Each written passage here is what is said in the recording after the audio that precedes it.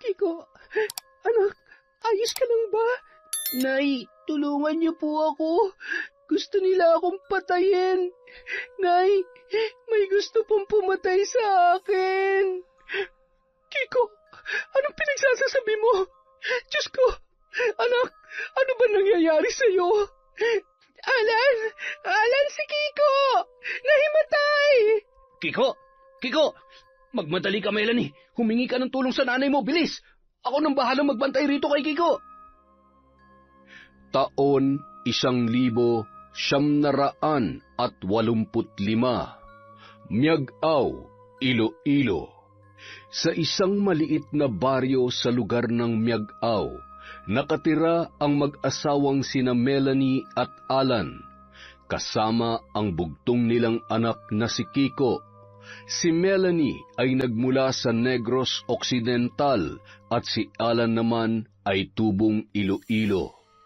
Nagkakilala ang dalawa sa lugar ng Antique kung saan sila dati nagtatrabaho. Nang maikasal ang dalawa ay sa kanila na pagpasyahang manirahan at bumuo ng pamilya sa nasabing lugar.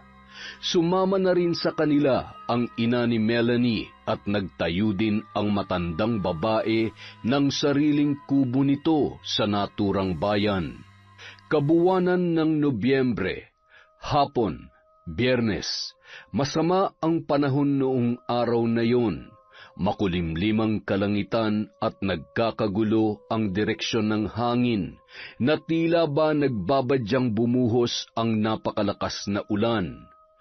Nung mga sandaling yon, nasa labas ng kanilang bahay si Melanie, nanunungkit ng bunga ng papaya na siyang ihahalok niya sa kanyang niluluto. Balak niya kasing magtinolang manok para sa kanilang hapunan. Nasa ganoong tagpo si Melanie nang humahangos na dumating si Gemma. May daladalang sombrero ang babae. Si Gemma na nanggaling pa sa kabilang baryo. Agad na natigilan si Melanie sa kanyang ginagawa nang masulyapan ang babaeng dumating.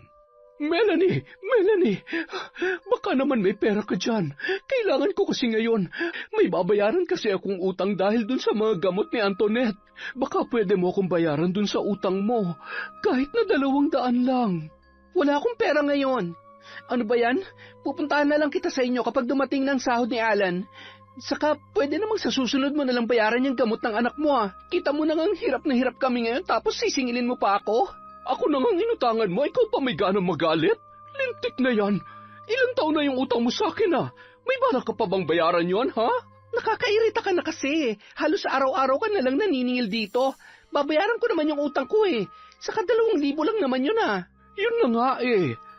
2,000 lamang yung utang mo pero inabot pa ng ilang taon. Ni piso hindi mo nga ako magawang bayaran. Hay naku, diyan ka na nga lang. Mukhang pera talagang babaeng yun. Ang yabang-yabang, akala mo kung sino? Pag ako talaga nagkaroon ng pera, isasampal ko yun sa mukha niya. Maya-maya pa, bigla na lamang bumuhos ang malakas na ulan. Mas lalong sumama ang mukha ni Melanie dahil siya ay nabasa. Muntik pa siyang madulas sa damuhan sa sobrang pagmamadali.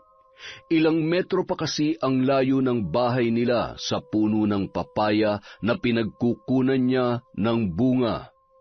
Galit na galit si Melanie nung mga sandaling yun. Sa isip niya ay malas si Gemma dahil nang dumating yun ay saka naman bumuhos ang ulan. Nang makapasok siya sa loob ng bahay, basang-basa na ang babae. Pumapatak pa sa sahig na gawa sa kawayan ang tubig na nagmumula sa kanyang damit. Kaagad na dumiretso si Melanie sa kanilang kwarto at agad na nagpalit ng damit bago bumalik sa kusina, saka nagsimula ng magluto. Panay pa ang sulyap ng babae sa bubungan nang may namataan siyang may pumapatak na tubig ulan. Doon lang niya napansin na may butas na pala ang ilang bahagi ng kanilang bubong. Lalong nakaramdam ng pagkairita si Melanie. Dali-dali siyang kumuha ng mga sisidlan, saka inilagay sa sahig na pinapatakan ng tubig bago siya bumalik sa naudlot niyang pagluluto. Mabuti na lamang dahil bago umalis ang asawa niya ng umagang yon sa kanilang bahay, ay ipinaghuli siya ng manok na alaga nila para may pang-ulam sila pagdating ng hapunan. Nagkataong katatapos lamang ni Melanie magluto ng tinolang manok nang dumating ang anak nilang si Kiko. Nasa ika-6 na baitang na siya at nag-aaral sa kabilang baryo. Ang baryo kasi nila Melanie ay bulubundukin at halos walang pamayanan sa banda roon. Tanging sa kabilang baryo lang ang may pinakamalapit na paaralan na maaaring pasukan ng mga estudyante. Nag-aalala pang sinalubong ni Melanie ang anak niyang si Kiko. Kagaya ng kanyang inaasahan, basang-basa rin ng bata at maging ang supot na hawak ng kanyang anak na pinaglalagyan ng papel, kwaderno at lapis na singhaba na lamang ng kanyang hintuturo. Wala kasi silang pambili, kaya ang lapis na yun na lamang ang pinagtsatsagaang gamitin ng kanilang anak. Samantala, pasado 8:00 na ng gabi nang makauwi ang asawa niyang si Alan. Nung mga sandaling yun ay tumila na ang ulan. Kagaya ng nakasanayan ay lasing na naman ang lalaki. Hanggang 5:00 lang ang duty niya sa construction site sa kung saan siya nagtatrabaho. Ngunit nakagawian niya na pagkatapos ay dumidiretso sa bahay ng kumpare upang makipag-inuman.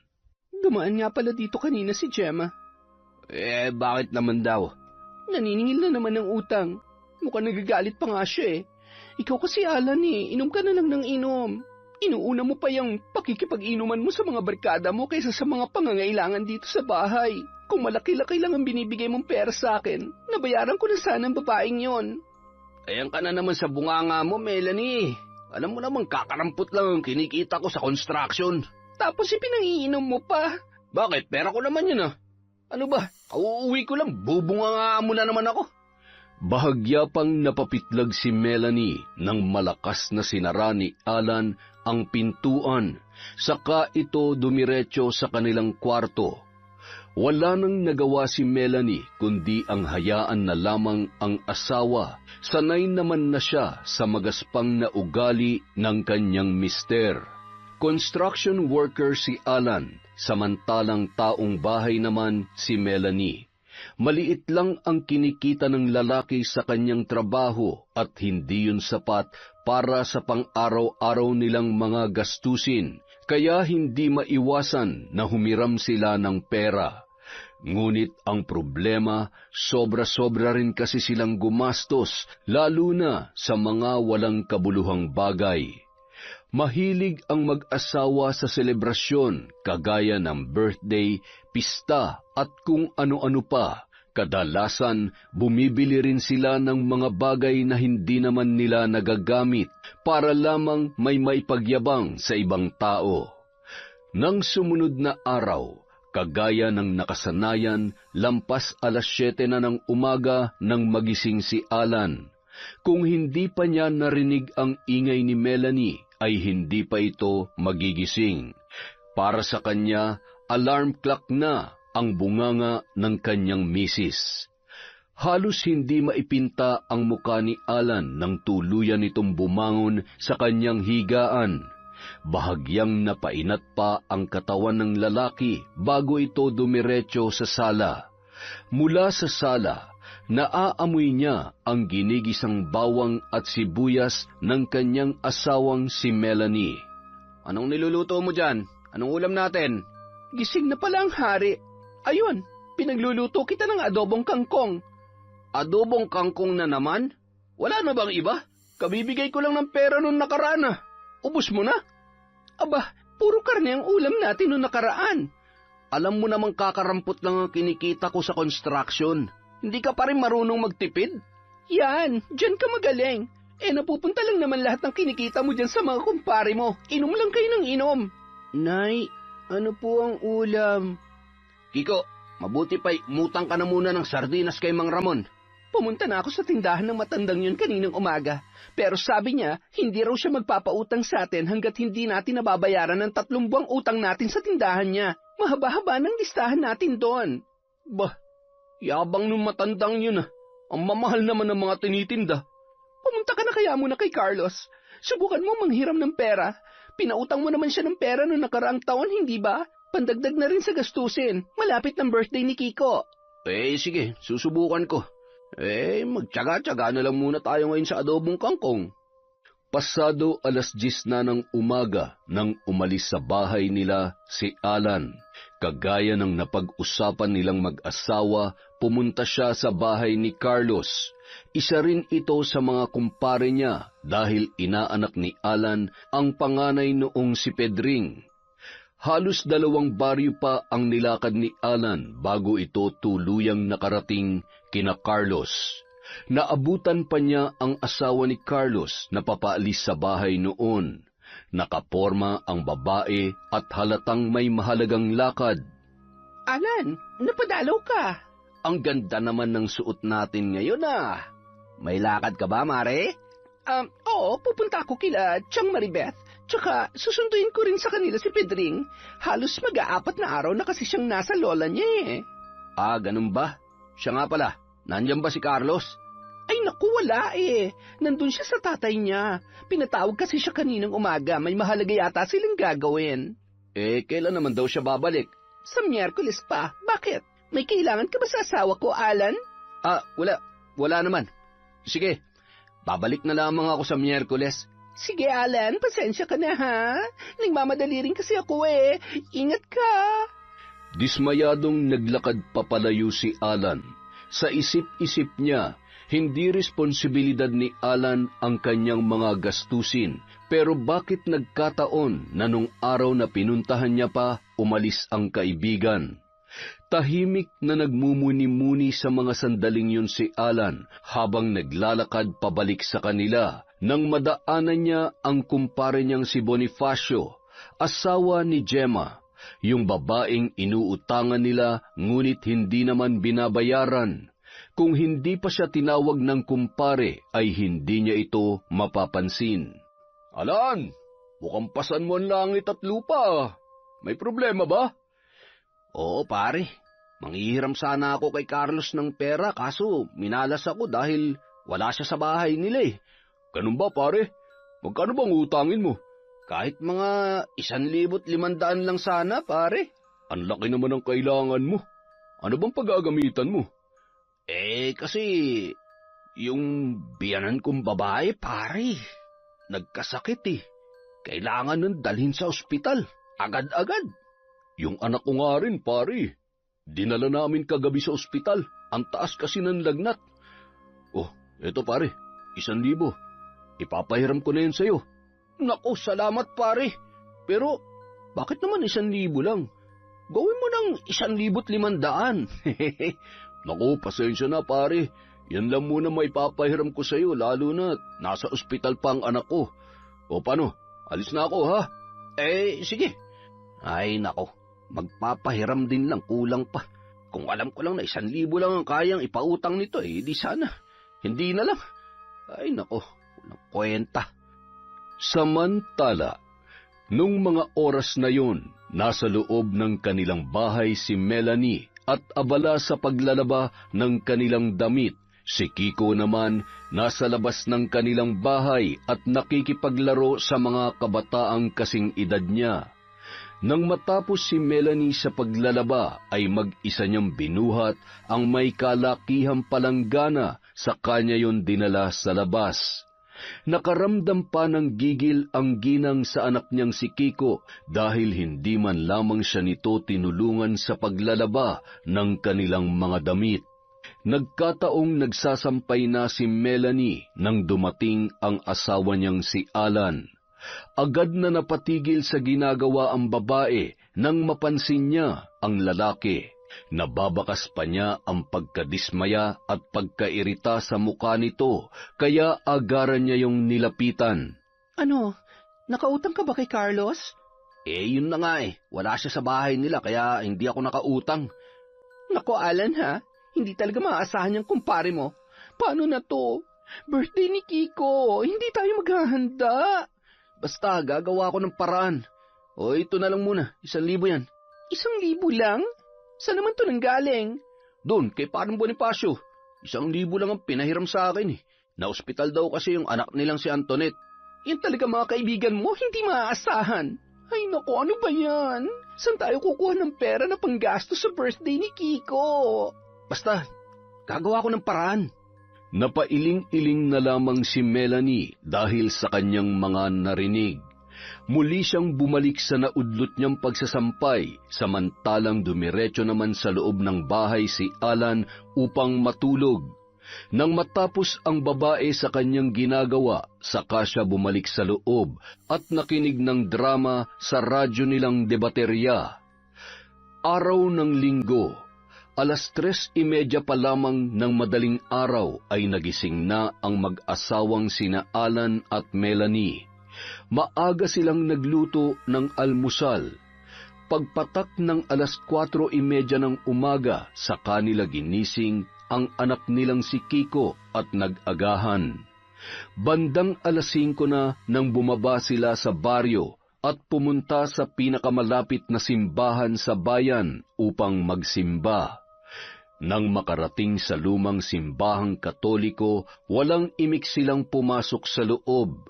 Eksakto naman nang makarating sila ay bigayan na ng alay.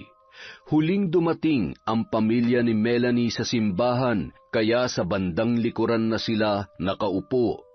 Nang maiabot sa kanila ng ibang tao ang basket na may pera, ay agad yung kinuha ni Alan. Saglit niyang sinilip ang basket at ganun na lamang ang tuwa niya nang makita niya yung halos mapuno na ng barya. Ang higit na nakaagaw ng kanyang atensyon ay ang mga papel na pera. Sunod-sunod na napalunok si Alan.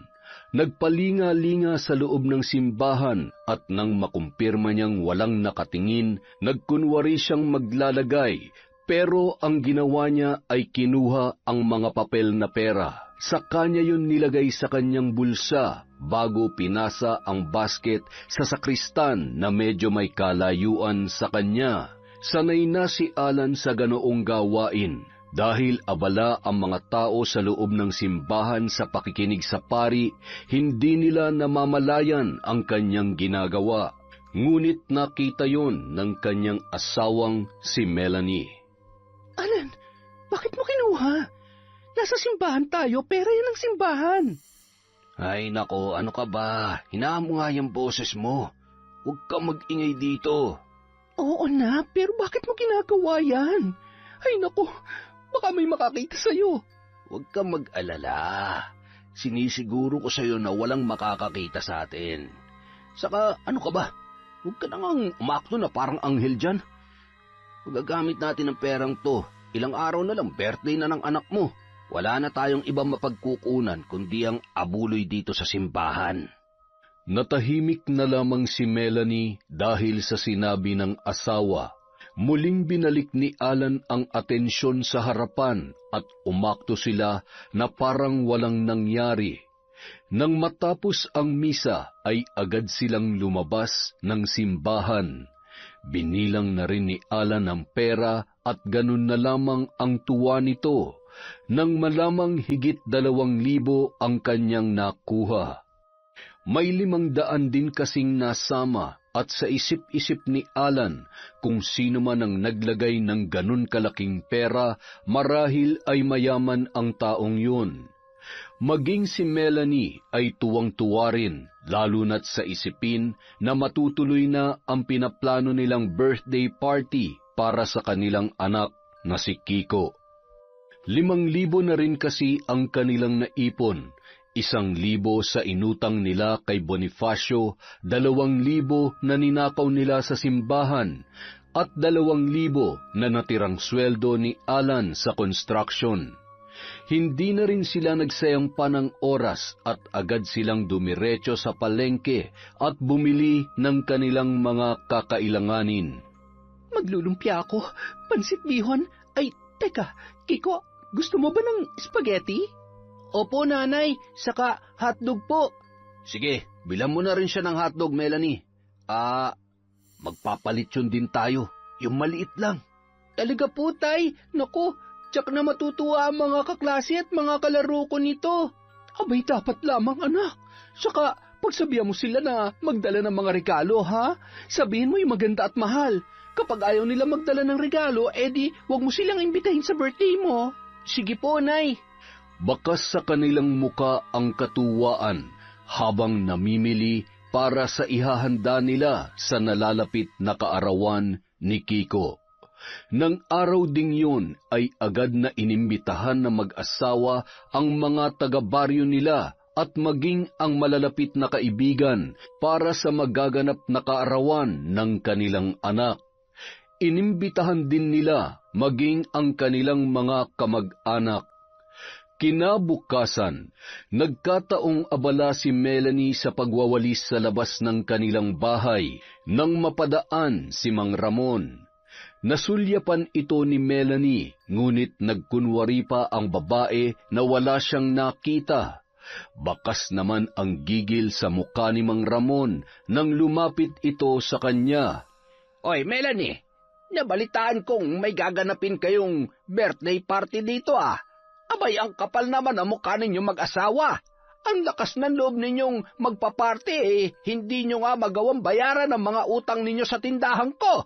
Ano ba naman kayo, Mang Ramon? Kaya aga-aga ang init-init ng dugo nyo. Huwag ka mag-alala, magbabayad naman kami. Kailan ba yung bayad-bayad na yan? Sa katapusan, tama. Magbabayad kami sa katapusan. Abay, siguraduhin nyo lang. Dahil kung hindi ay ipapabarangay ko na kayo. Hindi na nagtagal si Mang Ramon at agad na itong umalis. Napangiwi na lamang si Melanie at galit na bumalik sa naudlot nitong pagwawalis. Sa loob-loob niya ay nabubwisit na siya dahil maagang sinira ni Mang Ramon ang kanyang araw. Mas lalong nadagdagan ang galit na nararamdaman ni Melanie dahil nang sumapit ang tanghali ay dumaan si Gemma sa kanila at naniningil na naman ito ng utang dahil hindi umano ay kulang daw ang perang ipampapagamot sa anak nilang si Antoinette. Melanie, baka naman pwede ko na makuha kahit yun lang perang pinahiram sa inyo ng asawa kong si Bonifacio nung nakaraan. Aba, Gemma, kung kukunin mo lang naman pala kaagad ang 1,000 yon, di sana hindi na lamang pinahiram ni Bonifacio yung sa asawa ko. Ang sabi niya kasi ay nagkasakit daw ang nanay mo, kaya wala na siya nagawa kundi ang magpahiram ng pera sa inyo. Oh, kasalanan pa namin? Maghintay kayo kung kailan kami makakapagbayad.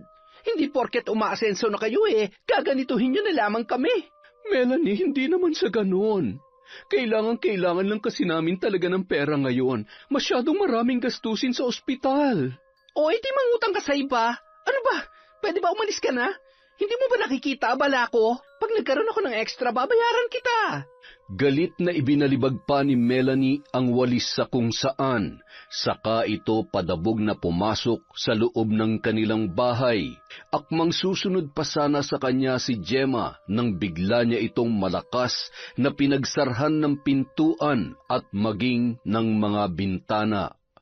Wala nang nagawa si Gemma kundi ang umalis na lamang.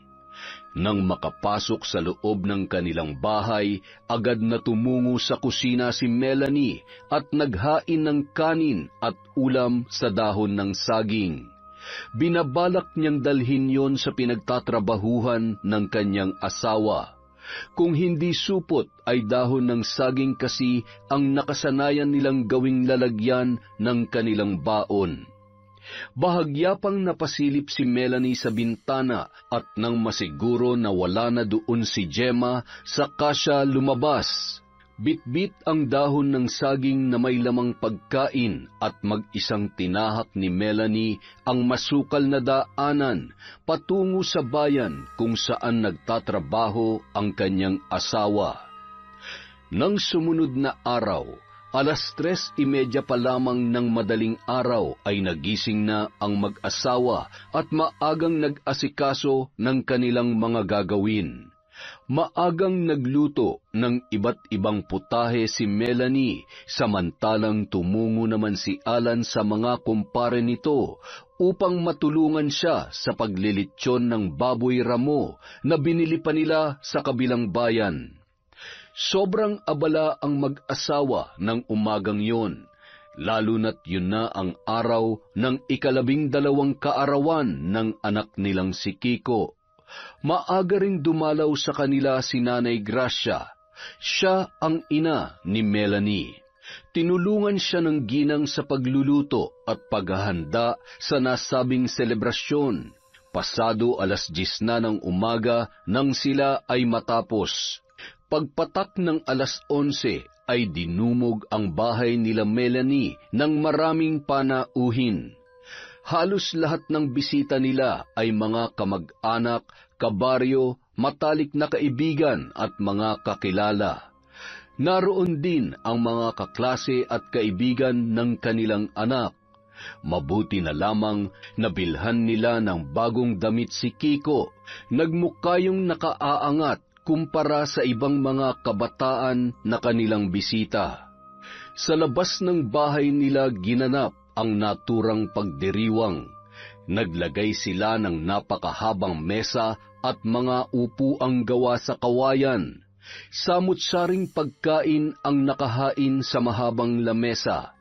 Mayroong pansit, lumpia, dinuguan, adobong manok na may gata, at syempre hindi mawawala ang spaghetti at maging ang paboritong hotdog ni Kiko. Sobrang lakas din ng musika na kanilang pinatutugtog. Bawat bisitang naroon ay nagkakasiyahan. May mga kumakain, karamihan sa mga kababaihan ay nagkukwentuhan. Ang ilan sa mga kabataan ay masayang naglalaro at ang mga kalalakihan naman ay nasa bakuran at nag-iinuman. Melanie, masyado naman yatang marangya ang selebrasyon ng kaarawan ni Kiko ngayon. Saan kayo kumuha ng panggastos? Naku, wag mo nang isipin ang bagay na yon, Nay. Ang dapat makisaya ka na lamang. Minsan lang naman to. Ay nako, kahit pansit lang sana ang inihanda nyo ay sapat na yon. Dapat mas iniisip niyo ang kinabukasan ng anak niyong si Kiko kaysa sa mga ganitong kasiyahan. Hay nako, Nay, binubungangaan niyo na naman ako. Hindi naman sa ganoon, anak. Ang sa akin lang ay mas marami pa sanang bagay na pwede niyong paggamitan ng pera na pinanggagastos niyo rito. Maraming utang pa nga kayong mag-asawa na hindi nababayaran. Hay nako, bahala ka na nga dyan, Nay. Kiko, anak, dadalhan ka ba ng regalo ng mga kaibigan at kaklase mo? Opo, pero 4 pa lang po ang natanggap ko. Hay nako, pumunta lang talaga rito yung mga yan para makikain. Palibhasa mga patay gutom. Kiko, happy birthday sa'yo. Ay, siya nga pala, Melanie. Nasaan si Alan? Nandun ho sa likod, Mang Ramon. Nagiinuman sila ron. Ay, ganun ba? Sige, at pupuntahan ko na lamang muna. Napaismid pa si Melanie nang tuluyan ng tumalikod si Mang Ramon. Sa loob-loob niya ay naiinis siya sa lalaki dahil hindi man lang nag-abalang magbigay ng regalo o kahit pera man lamang sa anak niyang si Kiko.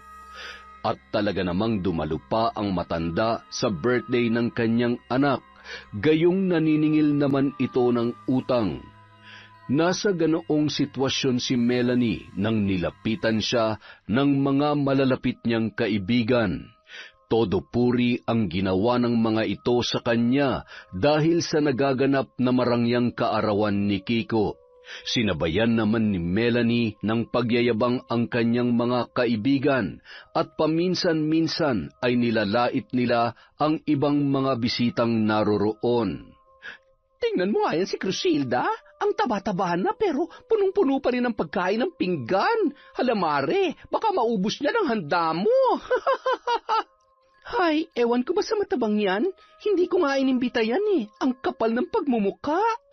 At tingnan mo yung isa, nandito rin pala ang gurang na si Aling Marta. Ang kapal din ng mukha na makikain dito gayong chinichismis kanyan sa mga taga-baryo na marami daw kayong utang at hindi kayo nagbabayad. Naku, Melanie, kung ako sa'yo, baka matagal ko nang tinahi ang bibig niyan. Napaismid na lamang si Melanie dahil sa kanyang mga narinig. Maging siya ay naiirita na rin sa mga taong nilalait at hinuhusgahan ng kanyang mga kaibigan. Makaraan ang ilang sandali, nagpaalam siya sa kanyang mga kaibigan na papasok muna sa loob. Naabutan pa niya ang Nanay Gracia niya na abala sa paghahain ng mga putahe sa lalagyan na siyang dinadala sa labas. Napasulyap pa sa kanya si Nanay Gracia, ngunit wala itong masabi. Nanatiling walang imik lang din si Melanie, saka siya tumungo sa kusina. Naabutan niya roon ang ilan sa mga kamag-anak nila na abala sa paghuhugas ng kanilang pinagkainan. Nagkwentuhan sila saglit bago muling lumabas si Melanie, ngunit nung mga sandaling yon, may daladala na itong 2 banga ng lambanog. Tuwang-tuwa ang kanyang mga kaibigan nang makita ang kanyang bitbit. Hindi na rin sila nagsayang ng oras dahil agad nila yung binuksan at pinagsaluhan. Kagaya ng asawa niyang si Alan ay mahilig din uminom si Melanie, ngunit umiinom lamang siya kapag mayroong okasyon o hindi kaya ay sa tuwing kasama niya ang kanyang mga kaibigan. Samantala, nang araw ding yun, habang ipinagdiriwang nila ang kaarawan ng kanilang anak, lingid sa kanilang kaalaman ay nagluluksa ang mag-asawang sina Bonifacio at Gemma dahil sa pagkamatay ng kanilang anak na si Antoinette nung araw na yun. Leukemia ang sakit ng bata. Ginawa na rin nila ang iba't ibang paraan para maipagamot ang anak nila. Sa katunayan ay maraming ospital at doktor na ang nilapitan nila, ngunit mas lalo lamang lumala ang karamdaman ng kanilang anak, hanggang sa sumuko na ang katawan nito. Labis na paghihinagpis ang naramdaman ng mag-asawa, lalong-lalo na si Gemma. Halos hindi nito matanggap na tuluyan ng pumanaw ang kanilang anak. Sobrang nasaktan at nagluksa ang babae dahil sa sinapit ng kanilang pinakamamahal na anak ni Bonifacio. Nang araw ding yun, kaagad nila itong dinala sa morgue. Makaraan ang 2 araw, saka inuwi ang bangkay ni Antoinette na mag-asawa. Marami ang nagulat at nalungkot nang mabalitaan nila ang nangyari. Halos lahat sa kanilang baryo ay nakiramay. Nakikiramay ako at ang aking pamilya. Gemma, ikinalulungkot ko ang sinapit ng anak mong si Antoinette. Alam kong mahirap, ngunit kayanin mo yan. Pagtibayin mo ang kalooban mo. Salamat, Sheila. Maraming salamat. Ngunit, gayong wala ng anak ko, hindi ko alam kung makakaya ko pa bang mabuhay. Lakasan mo lamang ang loob mo, Gemma. Tandaan mong narito pa kaming mga nagmamahal sa'yo. Tibayan mo ang loob mo. Ay, siya nga pala. Nakadalaw na ba rito si Melanie? Hindi pa. Abala pa yata ang mga yun, lalo na't balita ko may sakit ang nanay niya. Ha? Paano naman nangyari yun? Nakita ko si Aling Gracia nung nakaraan na. Siya pa nga ang nag-asikaso sa amin sa bahay ni Melanie at nagluto. Siya nag-asikaso sa inyo?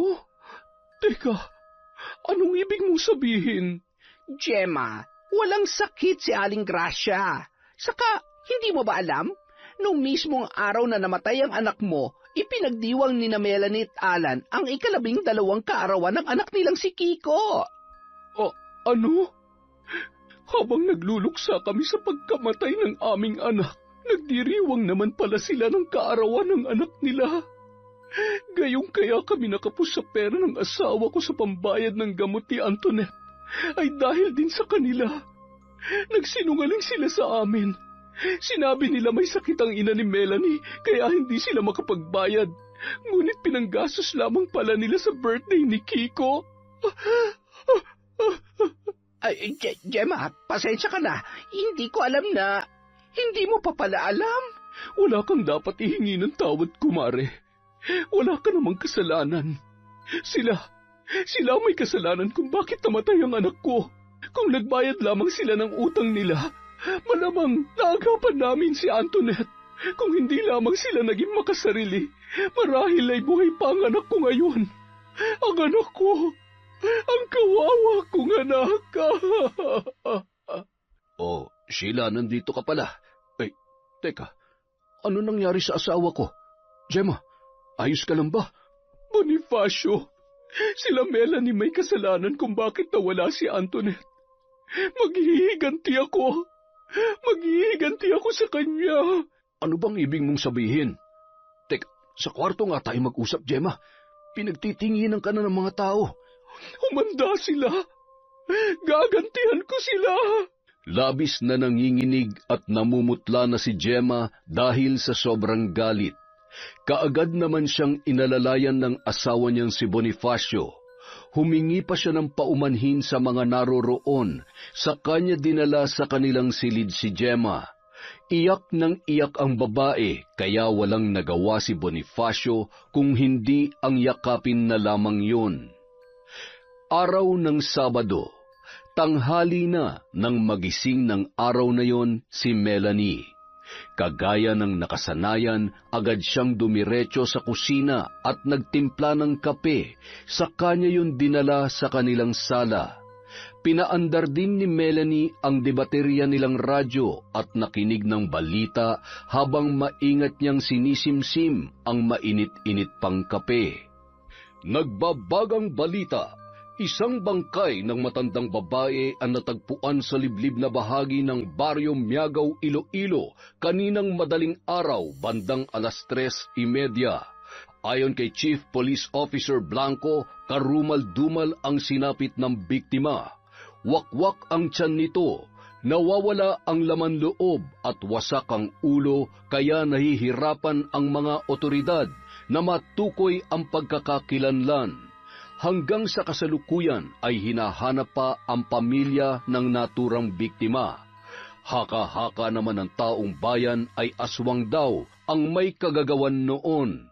Ang kasong ito ay patuloy pa ring iniimbestigahan ng mga otoridad. Ako po si Nelson Santos, ang inyong tagapagbalita. Ay, ang mga aswang na yan, wala nang ibang ginawa kundi mambiktima ng mga tao. Kiko? Alan? Ay, saan naman kaya pumunta mag-amang yon? Kaya aga-agay, naglalakwatsa na naman. Nasa ganoon siyang tagpo nang makarinig siya ng sunod-sunod na pagkatok mula sa kanilang pintuan. Kaya inisyan na patayo, saka marahas na pinagbuksan ang taong nasa labas. Napakunot noo pa siya nang bumungad sa kanyang harapan ang nanay niyang si Gracia. Oh, Nay, ang aga niyo ha. Ba't napadalaw kayo? Wala. Nasasabik lamang akong makita ang apo ko. Si Kiko, nasaan siya? Wala nga po sila dito ni Alan eh. May pinuntahan yata. Pumasok muna kayo sa loob. Gusto niyo ba magkape? Tubig na lamang, anak. Uminom ako ng pinakuloang luya kaninang 5:00. Ay, naku, Nay. Bakit bang hilig niyo sa inuming yan? Ang pangit naman ng lasa. Huwag mong sabihin yan. Baka nakakalimutan mong yan ang pinaiinom ko sa iyo dati tuwing nagkakasipon at nagkakaubo ka. Nakasanayan na ni Nanay Gracia na magpakulo ng luya tuwing umaga. Yun ang iniinom niya imbis na kape. Marami kasing benepisyo ang maaaring makuha sa inuming pinakuloang luya. Sinabihan na kita, Melanie. Sa halip na kung ano-anong ipainom mo dyan sa anak mong si Kiko, dapat pinakuluan mo siya ng luya at yun ang ipainom mo sa kanya. Makakatulong yun para lumakas ang kalusugan ng bata. Nay, anak ko si Kiko. Ako masusunod kung anong dapat kong gawin sa kanya. Dito na nga lang kayo sa sala. Magluluto na muna ako. Napailing-iling na lamang si Nanay Gracia. Sa loob-loob niya, namumroblema siya hindi lang sa anak niyang si Melanie, kundi pati na rin kay Kiko. Isa pa, Hindi naman ganyan dati ang ugali ng kanyang anak, ngunit naimpluwensyahan na ito ng kanyang mga kaibigan.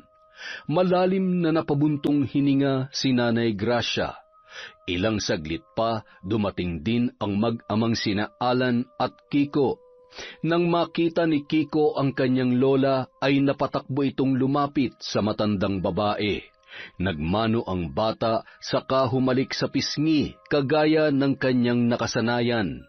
Napangiti naman si Nanay Gracia dahil sa ikinilos ng apo at iniabot nito sa bata ang isang supot ng chicharon.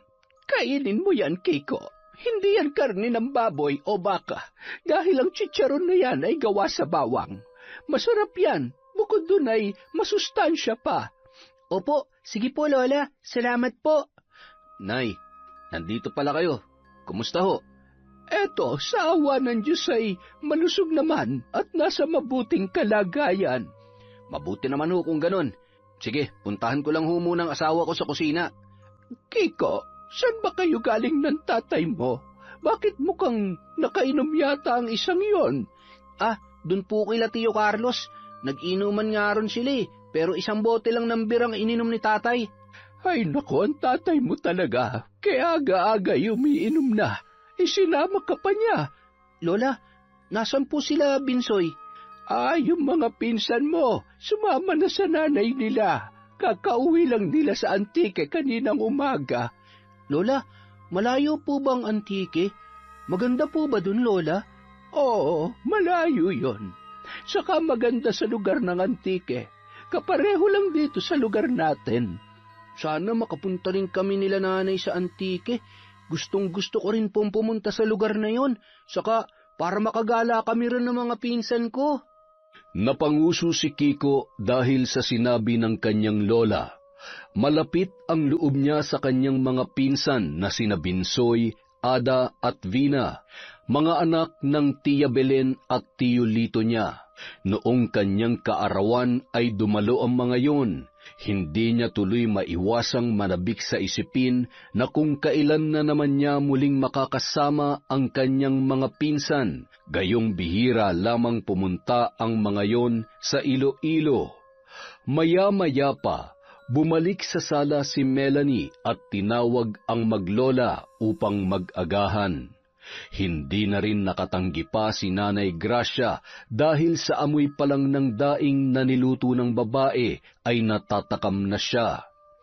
Habang nasa kalagitnaan sila ng pag-aagahan, nabanggit ni Nanay Gracia na kung kailan daw ba makikiramay sila Melanie sa lamay ng anak ni na Gemma.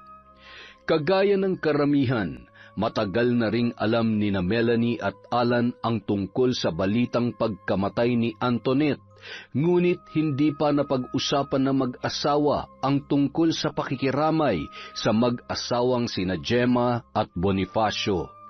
Isa pa, iniiwasan ng mga ito ang dalawa dahil baka sa halip na makiramay sila, ay singilin pa sila sa kanilang utang. Kailan naman kayo pupunta doon? Hindi pa namin naiisip ang bagay na yan, Nay. At saka, baka singilin lang kami ng mga yon ng utang, kaya wag na lang muna. Tsaka, patay lang naman yon. Kailangan pa ba kami ron?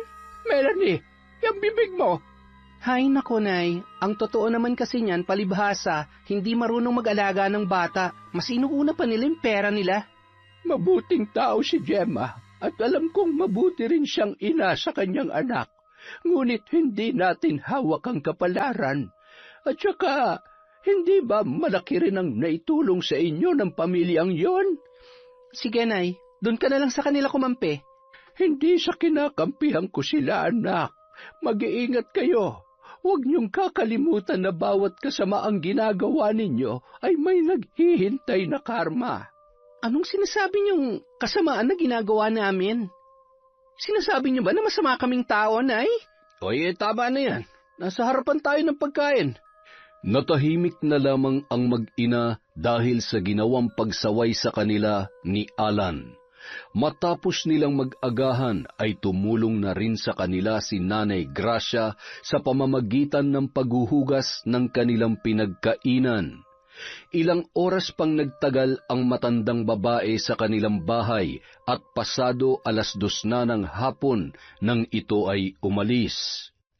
Kinabukasan, bigla na lamang tinamaan ng karamdaman si Kiko. Inaapoy ng lagnat ang bata at biglang may tumutubong mga pantal sa kanyang katawan.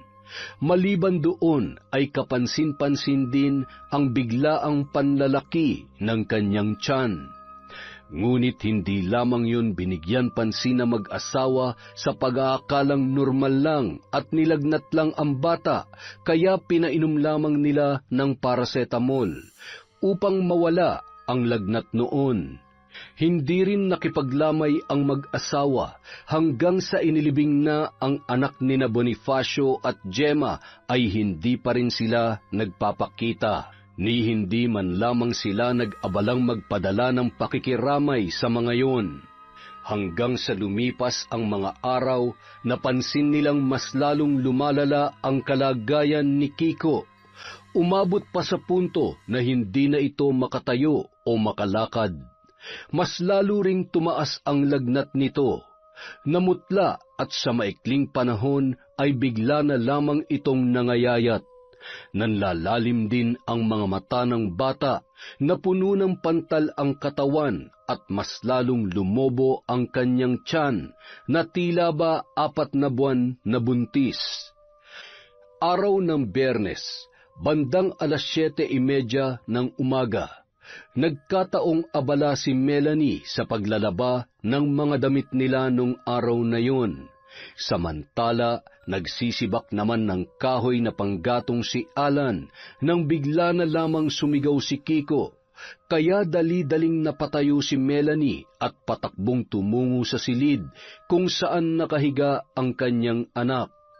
Naabutan pa niyang nakaupo ang bata sa pinakasulok ng kwarto at nabakasan niya ito ng takot sa muka. Kiko, anak, ayos ka lang ba? Nay, tulungan niyo po ako. Gusto nila akong patayin. Nay, may gusto pong pumatay sa akin. Alan, si Kiko! Nahimatay! Anak, ano ba nangyayari sa'yo? Kiko! Magmadali ka, Melanie. Humingi ka ng tulong sa nanay mo, bilis! Ako nang bahalang magbantay rito kay Kiko.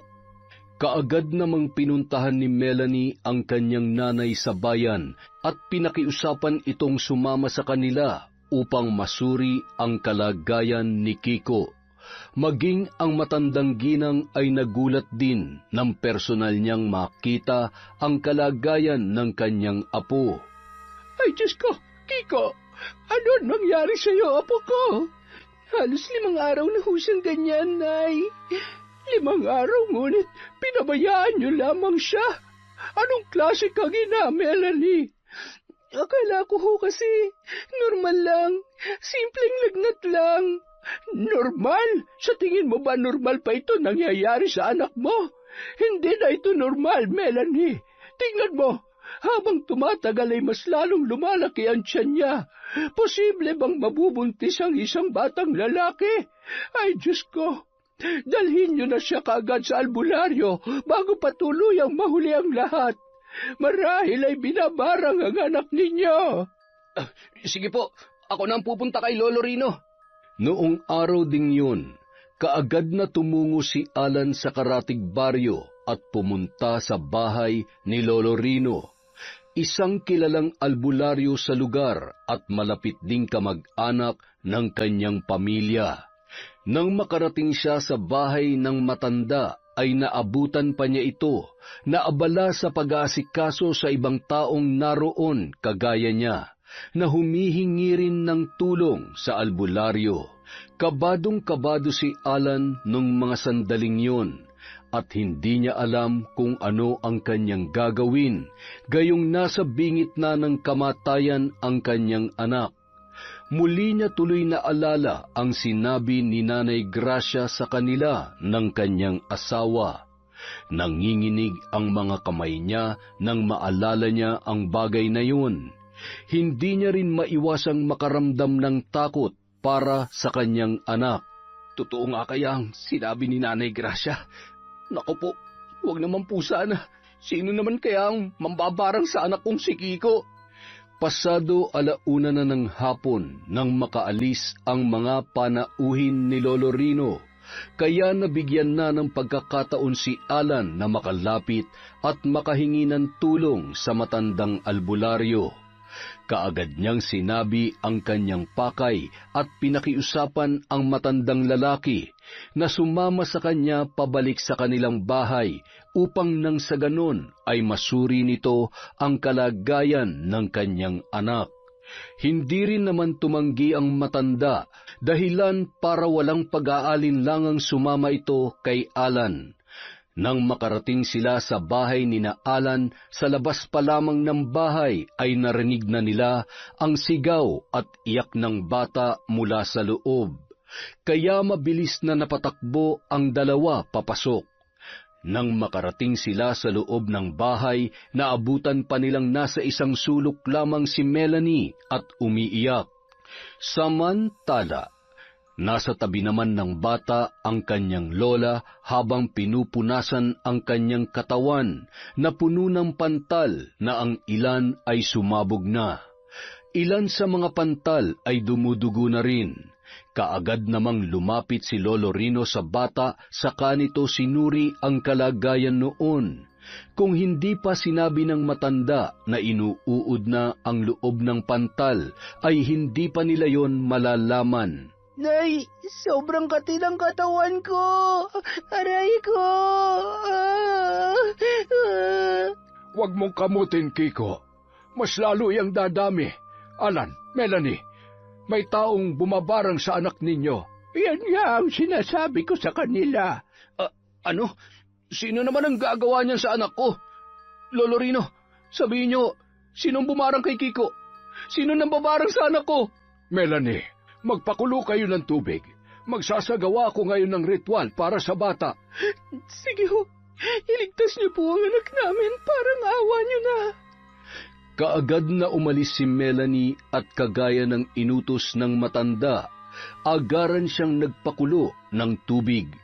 Nanginginig pa ang kanyang mga kamay habang naguhugas ng kaldero na siyang gagamitin sa pagpapakulo. Muli siyang napahikbi nang maalala ang kalagayan ni Kiko. Alam niya na labis ang paghihirap ng kanyang anak. Pagkakulo ng tubig, agad na nagsagawa ng ritual ang matanda. Doon din nila nalaman na ang taong nagpabarang kay Kiko ay walang iba kundi si Gemma. Nagulantang pa ang mag-asawa dahil sa kanilang mga narinig. Hindi nila akalain na magagawa yun sa kanila ni Gemma. Yan na nga ba ang sinasabi ko? Kung ano-ano pa kasing inuuna yung mag-asawa. Utang kayo ng utang para sa mga walang kwentang bagay. Puro kayo kayabangan. Tingnan niyo tuloy ang nangyari sa inyong anak. Muli namang nag-usal ng orasyon si Lolo Rino upang malabanan ang sumpa na binigay sa katawan ni Kiko. Subalit masyadong malakas ang nambarang sa kanya, dahilan kung bakit hindi agad umepekto ang orasyon. Layuan mo na ang batang ito. Lubayan mo na si Kiko. Hindi. Hindi ko lulubayan ng batang ito. Pera ang inutang ng mga magulang niya at buhay ng bata ang magiging kabayaran. Tigilan mo na yan. Alam kong alam mo na may kaparusahan ng pambabarang. Mukhang malaki ang binayad sa iyo na nagpabarang, ngunit gagawin kong lahat upang mailigtas ang batang ito. Naguguluhang nagkatitigan sina Melanie at si Alan. Hindi nila narinig ang sinabi ni Mamang Minda. Ito ang matandang babae na nambarang kay Kiko. Ang tanging narinig lang nila ay ang ginagawang pagsigaw ni Lolo Rino. Habang isinasagawa ang orasyon, ay iyak naman ang iyak si Kiko. Samantala, nasa isang madilim na lugar si Gemma kasama ang kilalang mambabarang na si Mamang Minda. Nakaupo lamang sa isang sulok ang babae, samantalang nilalabanan naman ng matanda ang manggagamot sa batang kanyang binarang. Gigil na gigil si Gemma habang pinapakinggan ang itim na orasyon na ginagawa ng mambabarang. Yan ang nararapat sa iyo, Melanie. Palagi mo na lamang akong pinagtataguan. Ilang taon mo na akong tinatakbuhan dahil sa utang mo. Kulong-kulo na talagang dugo ko sa iyo. Ginusto mo talaga magalit ako, pues humanda ka. Pero ang inutang mo, dahil dyan namatay ang anak ko. Kaya anak mo rin ang magiging kabayaran. Lintik lang ang walang ganti, Melanie. Samantala, ilang saglit pa, biglang natigilan si Lolo Rino. Sa sobrang lakas ng mambabarang na kanyang kalaban ay biglang sumakit ang kanyang dibdib at nagawang putulin noon ang sinasagawa niyang orasyon. Agaran namang inalalayan ni Alan si Lolo Rino nang sumuka ng dugo ang matandang albularyo. Lolo, ayos lang ho ba kayo? Ano nangyari? Masyadong malakas ang mambabarang na nambarang kay Kiko. Kung hindi ako nagkakamali, kilala ko ang mambabarang na yon. Kilalang kilala ko siya. Lolo, sabihin niyo, sino nambarang sa anak ko? Sino siya? Siya ay walang iba kundi si Minda, ang nakatatanda kong kapatid. Hindi ko may tatangging higit na mas malakas ang kapatid kong yon kumpara sa akin. Marami na siyang nabarang na hindi ko natalo. Alan, Melanie, patawad, ngunit hindi ko matatalo ang kapatid kong mambabarang. Diyos ko, Alan, ano nang gagawin natin? Kiko, paano na ang anak nating si Kiko? Hindi ko alam. Lolo Rino, may iba pa bang paraan para maputol ang sumpa sa katawan ni Kiko? Meron pa. Kung makakahanap kayo ng mas malakas na albularyo, yung mas malakas pa sa kapatid ko. Ano mangyayari kapag hindi kami nakakita ng malakas na albularyo? Mamamatay si Kiko. Tinitiyak ko sa inyo, mamamatay ang anak ninyo. Hindi, Lolo Rino. Pakiusap, iligtas niyo ang anak ko. Pakiusap po. Lolo, maliban sa paghanap ng malakas na albularyo, meron pa po bang ibang paraan? Wala nang ibang paraan. Maliban na lamang kung babawiin mismo ni Gemma ang barang. Ngunit ang buhay naman ng babaeng yon ang malalagay sa kapahamakan. Kukumbinsihin ko si Gemma. Susubukan ko siyang pakiusapan na bawiin ang barang. Nahihibang ka na ba, Melanie? Sa tingin mo ba gagawin yun ni Gemma? Kung nakinig lang sana kayo mag-asawa sa mga payo ko, marahil ay hindi sana kayo umabot sa ganitong sitwasyon. Tingnan niyo tuloy. Pera ang inutang ninyo, ngunit anak niyo naman ang binarang. Anak niyo ang nakatatanggap ng karma sa lahat ng mga kasalanang ginawa ninyo. Mas lalong napahagulgol ng iyak si Melanie dahil sa kanyang mga narinig. Nanginginig siyang lumapit sa kanyang anak na si Kiko na noong mga sandaling yon ay nanghihinang nakahiga sa kanilang kama. Nanginginig pa si Melanie nang yakapin ang kanyang anak, samantalang nakasandal naman sa pintuan si Alan at tahimik na lumuluha. Labis na nagsisisi ang mag-asawa dahil sa nangyari. Muli nilang naalala ang mga kasalanang kanilang nagawa, ang pagsisinungaling, pangungutang para may maipagyabang lamang sa ibang tao, pagiging mapanghusga, at naalala rin nila ang ginawa nilang pagnakaw sa loob ng simbahan. Gulong-gulo ang isip ng mag-asawa. Hindi nila alam kung ano ang dapat nilang gawin upang mailigtas ang nag-iisa at pinakamamahal nilang anak. Nang dahil sa pangyayaring yun, napagdesisyonan ni Nanay Gracia na doon na lang pansamantalang manirahan sa bahay ng mag-asawa upang maalagaan at mabantayan niya ang kanyang apong si Kiko. Lumapit na rin sa mga kakilala at mga kaibigan nila ang mag-asawa upang humingi ng tulong sa mga tao. Ngunit lahat ng mga kinikilala nilang kaibigan ay pinagkaitan sila ng tulong.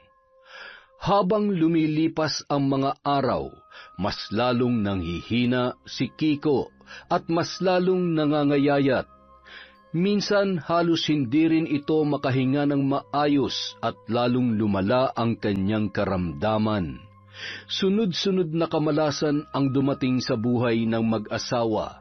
Natanggal sa trabaho si Alan dahil palagi itong lumiliban, kaya mas lalong nadagdagan ang kanilang problema. Wala rin silang mautangan dahil halos lahat ng tao ay wala ng tiwala sa kanila pagdating sa pera. Kumusta? Nakahanap ka ba na mahihiraman? May nakita ka na bang albularyo?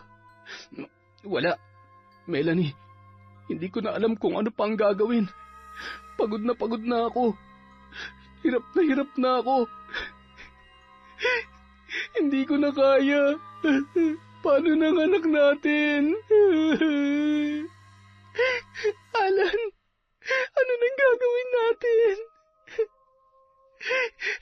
Hindi ko matatanggap kung mawawala sa atin si Kiko. Alan, Melanie, magmadali kayo.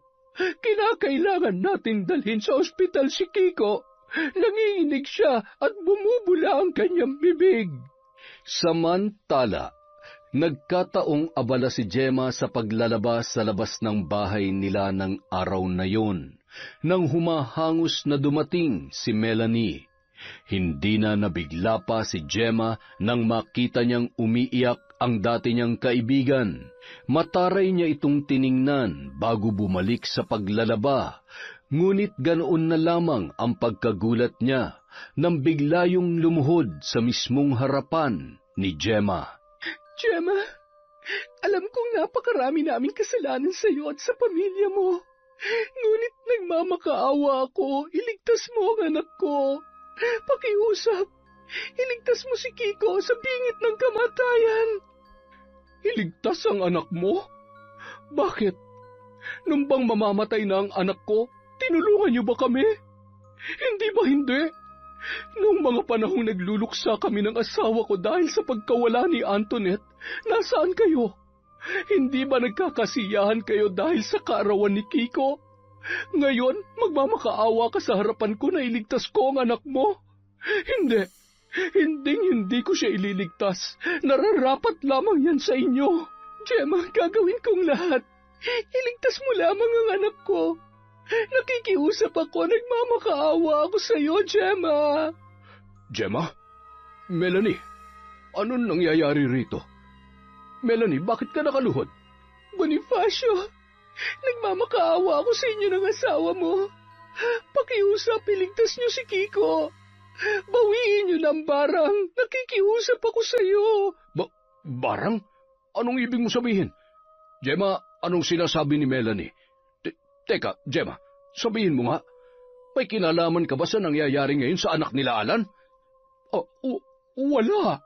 Anong wala? Kung wala, bakit nandito ngayon si Melanie at nagmamakaawa sa atin? Sabihin mo ang totoo.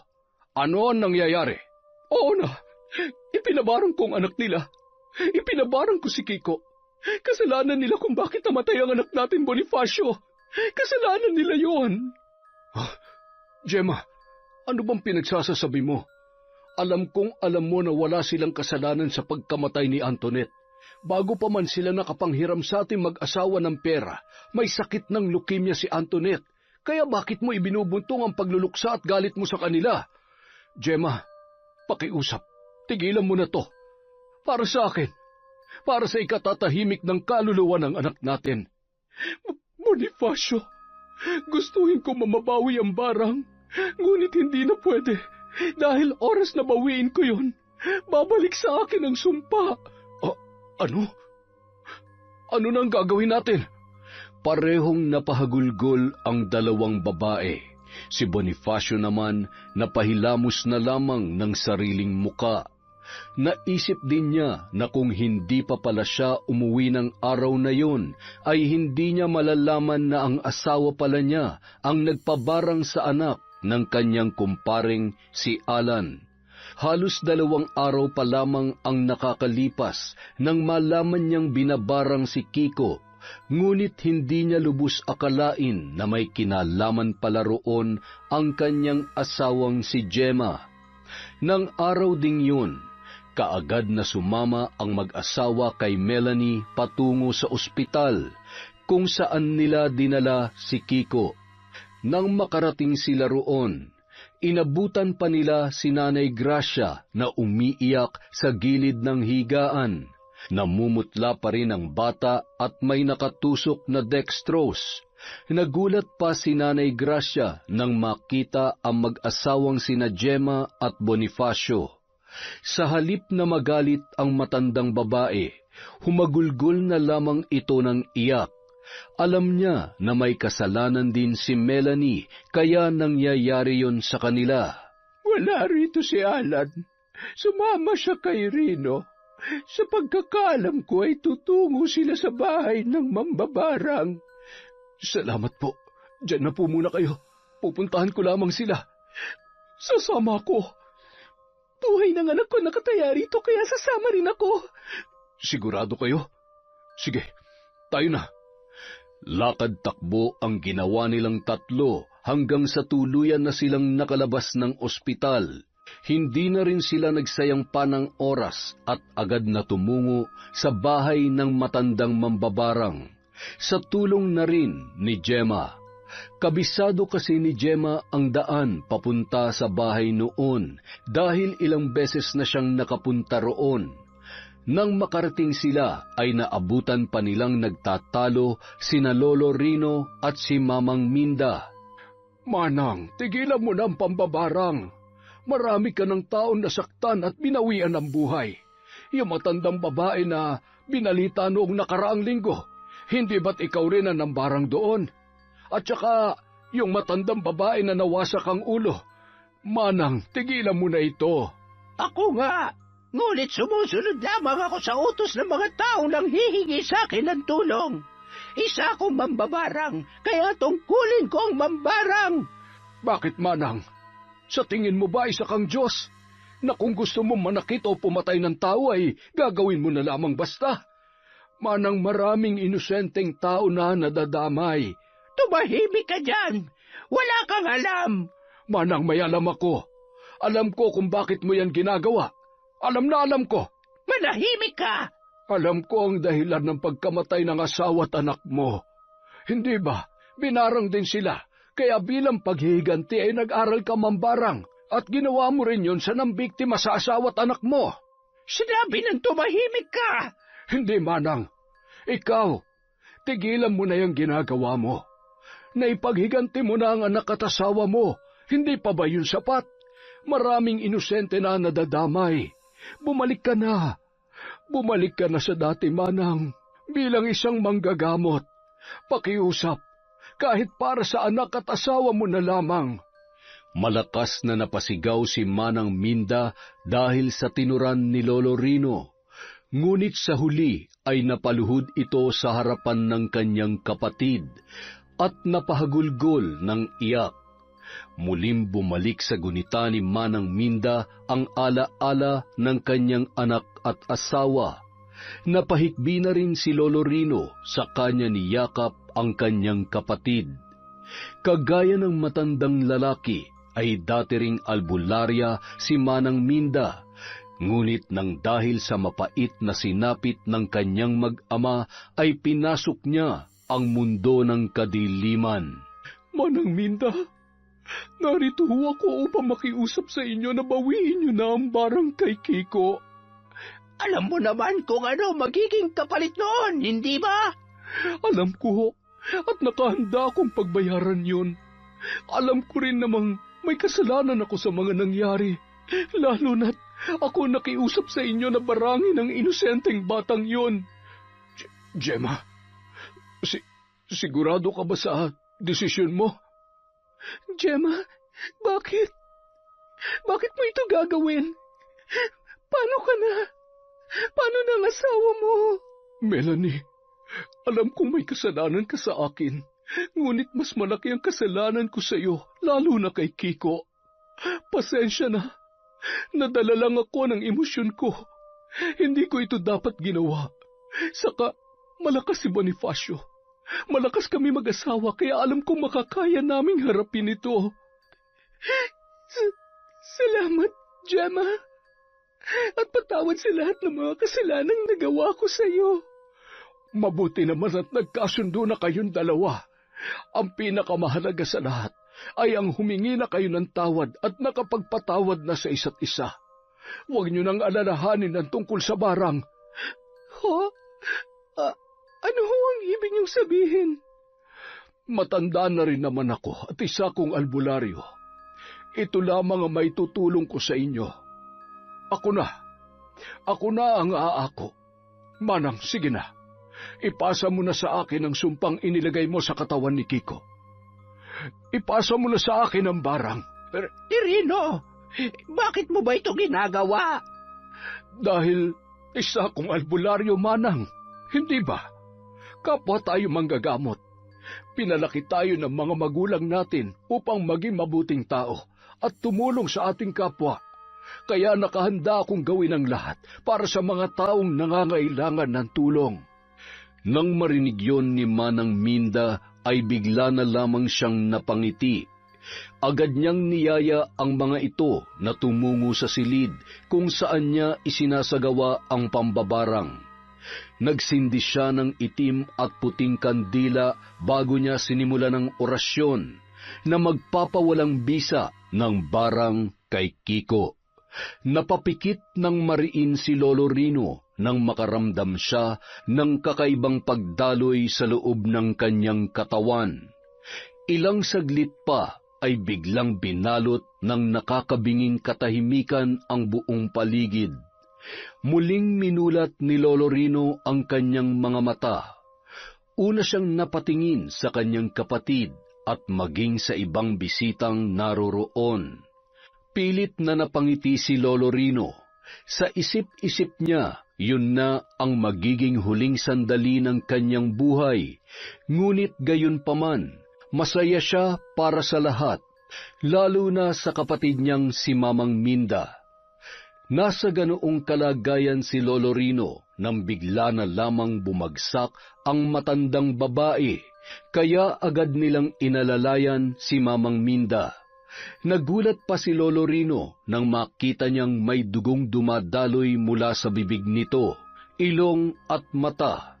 Napaluha na lamang siya nang napagtanto niyang hindi pala sa kanya pinasa ang sumpa ng barang o maging kay Gemma, kundi sa sariling katawan mismo ni Mamang Minda. Patawad kung ito huling beses na nakatulong ako sa inyo bilang isang albularyong mambabarang. Matapos yung sabihin ng matanda, ay tuluyan na siyang nalagutan ng hininga. Mapait na napangiti si Lolo Rino sa kanya naluluhang niyakap ang malamig na bangkay ng kanyang kapatid. Pinagtulungan pa nilang dalhin ang bangkay ng matandang babae sa pinakamalapit na morgue sa kanilang lugar. Nang makabalik naman sina Melanie at Alan sa ospital, ay nabalitaan nila mula kay Nanay Gracia na unti-unti na raw bumubuti ang kalagayan ng anak nilang si Kiko. Doon lang tuluyang nakaramdam ng ginhawa ang mag-asawa. Bumubuti na ang lagay ni Kiko at kani-kanina lamang ay nakakain na siya. Diyos ko, maraming salamat po. Umabot pa ng ilang araw sa ospital si Kiko bago ito tuluyang nakalabas. Panay naman ang pagbisita ni Gemma sa bata. Tinulungan din ng mag-asawa sina Melanie at Alan sa pagbayad ng mga gastusin sa ospital. Ipinangako naman ng dalawa na pagsisikapan nilang mabayaran ang lahat ng kanilang utang kina Gemma at Bonifacio. Makaraan ang ilang araw, inilibing na ang bangkay ni Mamang Minda. Si Lolo Rino din mismo ang nag-asikaso ng libing ng namayapa niyang kapatid. Marami sa kanilang mga taga-baryo ang nagulat sa biglaang pagkamatay ni Mamang Minda. Nagulat din sila nang malaman na kapatid pala siya ni Lolo Rino. Nakiramay naman sina Alan, Melanie, Gemma at Bonifacio sa yumaong dating albularyo na mambabarang. Dumalo rin ang mga ito noong araw ng burol ng matandang babae. Lumipas ang 7 araw, tuluyan nang nanumbalik ang lakas ni Kiko. Naging malusog na rin ito at sa katunayan, muli niya nang nagagawang makipaglaro sa ibang mga kabataan na kasing edad niya lamang. Sa awa ng Diyos at sa tulong na rin ni Bonifacio ay muling nakahanap ng panibagong trabaho si Alan. Pumasok siya bilang isang janitor sa ospital, samantalang si Melanie naman naglalako ng kakanin sa kanilang baryo. Tinigil na rin na mag-asawa ang kanilang mga bisyo. Si Nanay Gracia hindi pa rin umaalis sa tabi na mag-asawa at patuloy pa rin itong nagpapayo sa dalawa. Araw ng Miyerkules, nagkataong namimitas ng papaya si Melanie. Nasa ganoon siyang tagpo nang humahangos na dumating si Gemma. May dala-dala pa yung sombrero at agad na natigilan si Melanie sa kanyang ginagawa nang masulyapan ang babaeng dumating. Melanie, baka naman may pera ka dyan. Kailangan ko kasi ng pera ngayon. Baka pwede mo akong bayaran sa utang mo, kahit 200 lang. Ay naku, Gemma, pasensya ka na. Wala pa kasi kaming pera ngayon eh. Nakauwi na ako. Oh, Gemma, nariyan ka pala. Napasadya ka yata. Nagbabaka sakali ako na baka makapagbayad na kayo ngayon. Abay, oo naman. Bakit dumating na ba ang sahod mo, Alan? Eto Gemma, pasensya ka na. 500 lang muna. Ayos lang ba yan? Naku, ayos na ito. Maraming salamat. O siya, paano? Mauna na ako sa inyo, ha? Sige, mag-iingat ka, Mare. Kayo rin, Mare. Alan, alam mo ba kung sino yung mga taong mahirap makalimutan? Ha? Sino naman? Di tayo. Mahirap kayang kalimutan yung mga taong mahilig mangutang. Kita mo, hindi agad tayo nakalimutan ni na Gemma at ng iba. Teka, si Mang Ramon. Naku, paparating na siya. Bilis, magtago na tayo. Uy, ano ka ba? Nagbago na tayo, di ba? Mang Ramon, magandang araw po. Ito pala yung bayad namin. Pasensya ka na, 1,000 lang muna, pero pangako sa susunod na sweldo ko, dadagdagan ko na po yan. Ay nako, maraming salamat sa inyo, Alan. Melanie. Wow, isa na naman pong magandang kwento mula sa Kwentong Enteng. At dahil dyan, meron tayong shoutout. Huwag na natin patagalin. Simulan po natin kay Remy Alba, syempre. Kay Rose Bakel from Sultan Kudarat. Kay Samuel, Dodong, Joy Tubosa from Saidi. Hi po sa Esperon family from Bicol. Hello kay Lou Makatangay, kay Zenaida Deza, kay Marian Garcia. Hi kay Heart Jacqueline TV, kay Minerva Concepcion from Buting, Pasig. Hi po kay Elvira Ramos. Hi din kay Mel Santarita, sa relatives ni Elvira Malakas. Hi sa Sibayan family, especially kay Christian and Sky. Kay Christina Seroma from Virginia, USA. Hi po kay Ma'am Vicky Yabut, kay Miss Maura. Hello kay Mario De Maraye, kay Sander Cuelo, kay Chris Alcantara, kay Nick Antipolo from Dasma Techno Park, kay Leia Sinining from Hong Kong. Hi kay Ednalyn Tupas, kay Maribel Santiago, kay Michael J. Neones. Hi kay D. Jonah Angelica. Project natin dyan. Hi kay Doris Estander from Singapore, kay Mariel Huromo, kay Michelle Cedron, kay Glenda Gileado. Hello din po kay Rowena Donaire, kay Chloe Dia, kay Jene Hene Lopez, kay Norsam Dalgan, kay Greya Mavis, kay Merly Akunin, kay Nika Lacuachera, kay Resel Matsumoto from Japan, at syempre kay Al San Jose. Maraming salamat po sa pakikinig at walang sawang pagsuporta sa Kwentong Enteng.